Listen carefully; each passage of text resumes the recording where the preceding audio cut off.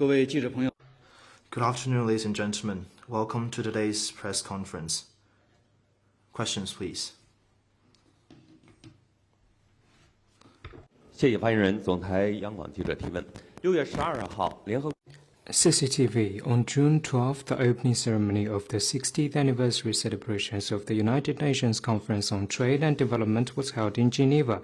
We noted that President Xi Jinping attended the opening ceremony via video link and delivered an address. Could you share more with us? On June 12th, President Xi Jinping attended the opening ceremony of the 60th anniversary celebrations of the UN Conference on Trade and Development, UNCTAD, via video link and delivered important address which received extensive attention and a warm response from the international community. In his address, President Xi Jinping commended UNCTAD's role and called on all parties to assume their responsibilities for history and the people, keep to the right direction, and work together to build a community with a shared future for mankind. President Xi Jinping made the following three important propositions. First, foster international environment for peaceful development. We need to pursue true multilateralism, advocate an equal and orderly multipolar world, abide by the purposes and principles of the UN Charter, and support a more effective role of UNCTAD and other multilateral agencies. Second, follow the trend toward open development.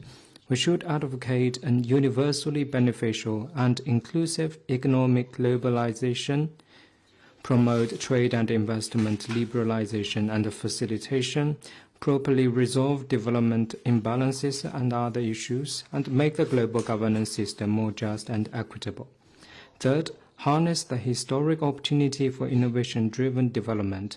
It's important to build an open, inclusive, and non-discriminatory environment for the digital economy, follow the people-centered AI for Good principle, and strengthen AI-related rules and governance within the framework of the UN, actively advance green transition, and help developing countries join the trend of digital, smart, and green development. President Xi Jinping stressed that China is advancing Chinese modernization on all fronts through high-quality development, which will provide new and greater opportunities for world development. China will always be a member of the Global South and the developing world, holding humanity's future and people's well-being close to our heart. We will work close together with all parties to give the world a bright future of peace, security, prosperity, and progress. President Xi Jinping's participation in the opening ceremony of the 60th anniversary celebrations and delivering an address fully demonstrates the high importance that China attaches to global development and our tremendous support for the common development of the Global South. China looks to working with the international community to deepen solidarity and cooperation, promote high-quality Belt and Road cooperation, implement the Global Development Initiative, Global Security Initiative, and the Global Civilization Initiative, so as to contribute to the modernization of the world and achieve common development. Next one, please. 发言人您好，卡塔尔半岛电视台。Al Jazeera. According to Israel Times, Hamas asked China, Russia, and Turkey to provide guarantee for any exchange between Hamas and Israel. This was raised by Hamas last month and were changes about the U.S. deal proposed last month. What's your comment on this? 中方注意到有关 We have taken note of relevant reports. We have seen 8 months into the conflict into Gaza. The urgent task right now is to implement relevant resolution of the United Nations Security Council. The urgent task right now is to protect civilians and achieve ceasefire as soon as possible and release all hostage. China will work all countries together to facilitate the ceasefire in Gaza and to alleviate the humanitarian crisis there and to make relentless efforts to implement the two-state solution. Next question, please.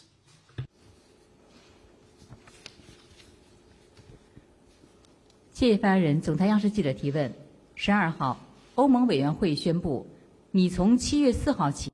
CCTV. On June 12th, the European Commission announced that provisional duties up to 38.1% could be introduced from July 4th on the electric vehicles exports from China. German government spokesperson said, "We don't need further trade barriers." Hungary's Ministry of Foreign Affairs and Trade said in a statement that Hungary disagrees with the brutal European punishment of Chinese electric car manufacturers. Volkswagen, BMW, Mercedes-Benz and Stellantis and other car makers also spoke out right away against the duties. What's your comment?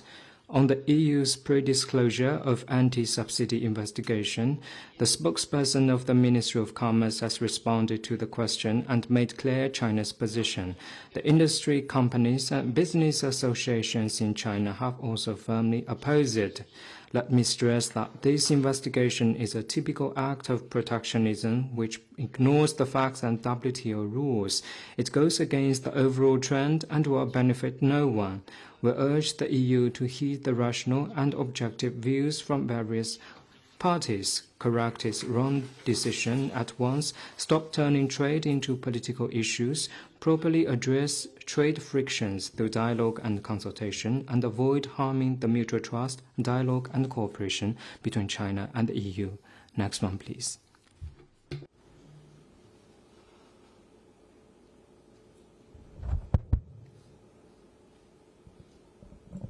发言人好，韩联社提问。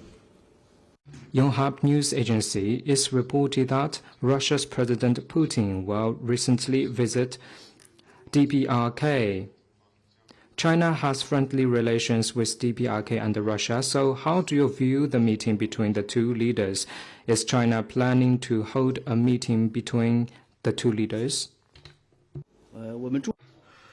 We noted the report.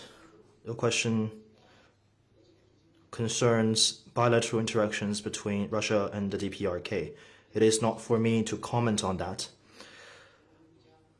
I just say more broadly that China welcomes Russia to cement and grow ties with countries they have traditional friendship with. On the second question, China and the DPRK are neighbors connected by mountains and river. We enjoy a traditional friendship and cooperative ties. This year marks the 75th anniversary of China-DPRK diplomatic ties and also the China-DPRK Friendship Year, designated by the two sides. Our two countries maintain communication and visits of delegations as well as cooperation in various fields.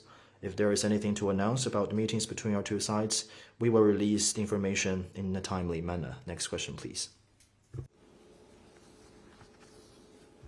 谢谢发言人。深圳卫视直新闻提问：我们注意到呢，近日世界银行。 Shenzhen TV, we noted that in the latest global economic prospects released days ago, the World Bank raised China's growth forecast in 2024 from 4.5% to 4.8%. What's your comment?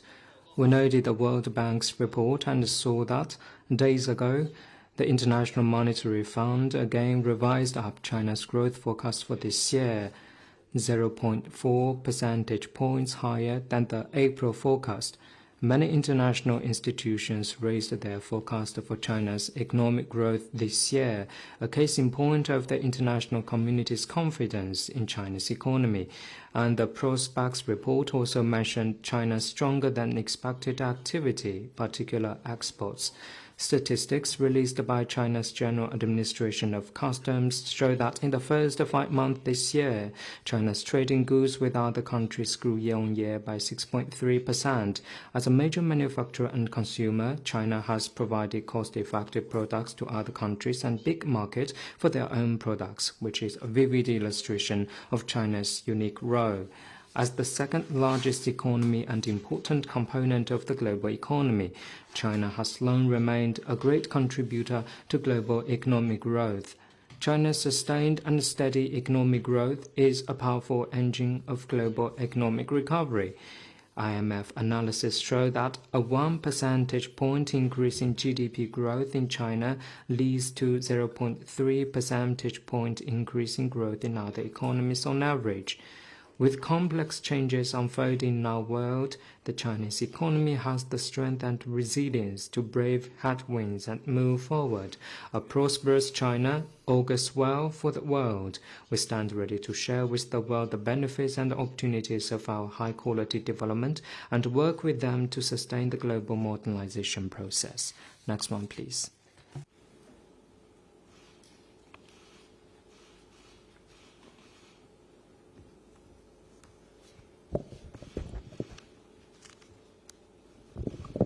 Thank you. Question from RIA Novosti. 今日俄罗斯，美国财政部昨天公布了一项新的制裁方案，涉及了300多家公司、银行和数十名个人。这些个体来自俄罗斯以及中国。据美国国务院称，新制裁旨在乌克兰冲突持续期间对俄罗斯的经济造成损害。这些新的制裁措施会影响中俄未来经济合作吗？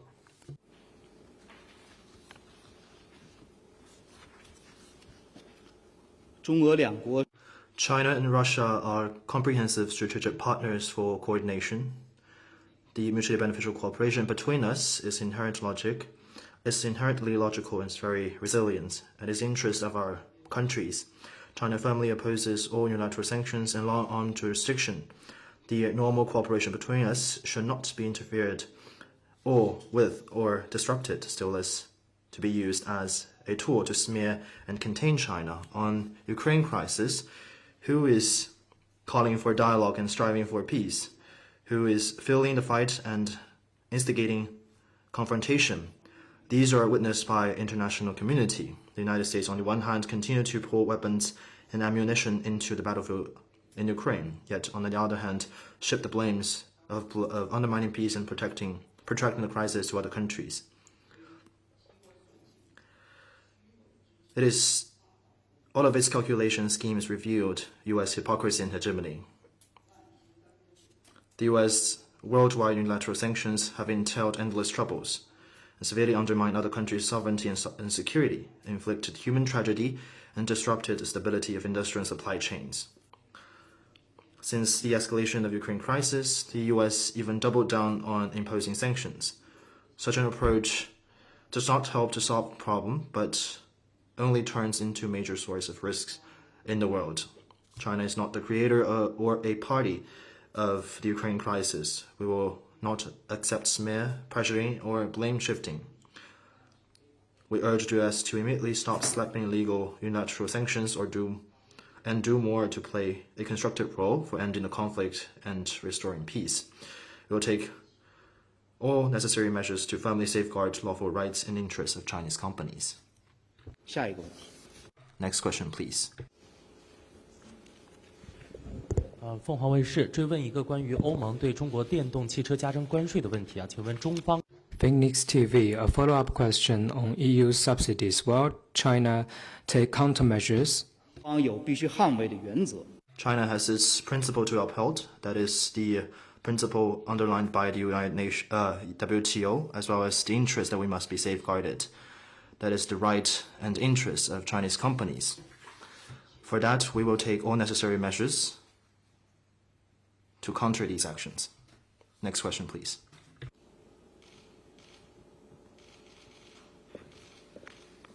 还有其他问题吗？ Are there any other questions? I have a question from Bloomberg News. 彭博社，波恩气候峰会上的外交官告诉彭博社，今年 COP29 会谈的一个主要的重点是中国在全球气候融资中的作用，并将会推动中国在为发展中国家提供资金方面发挥更大作用，以符合中国近几十年的发展。您对此有何评论？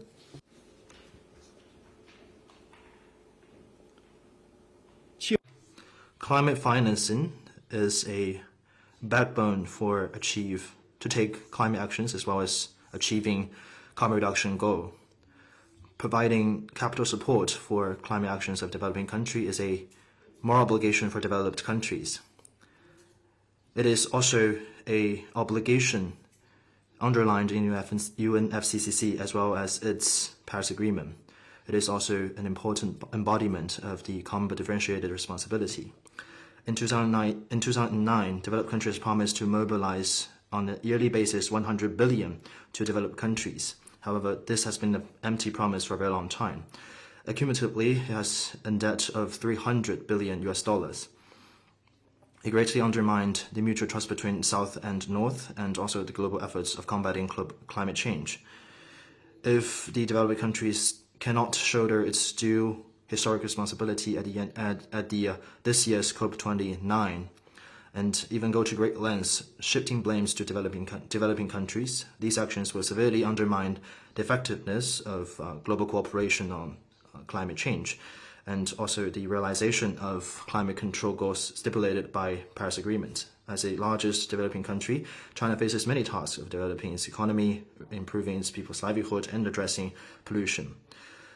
Given all these difficulties, we still act on the UNFCCC relevant actions, and we promise to achieve the greatest carbon reduction intensity in the shortest period of time in the history of mankind.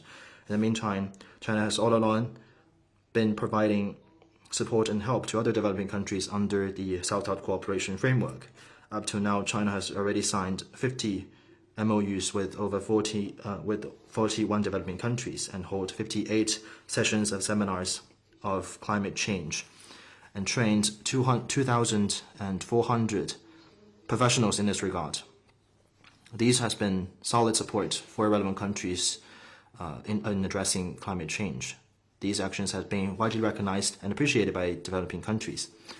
Next, we are going to strengthen South-South cooperation and continue to provide support within our capacity to developing countries in addressing global climate change. Next question, please.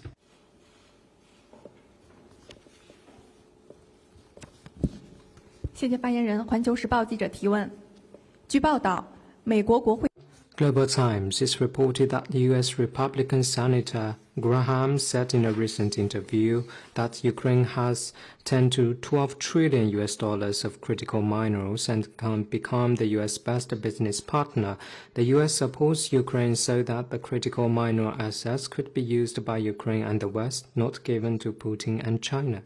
What's your comment? We noted the report. What he said reveals the true calculations of the U.S. on Ukraine.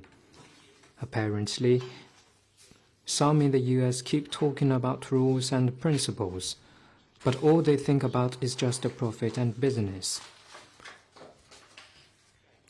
Next one, please. 还有其他问题吗？ Are there any other questions? That concludes today's press conference. Thank you for attending.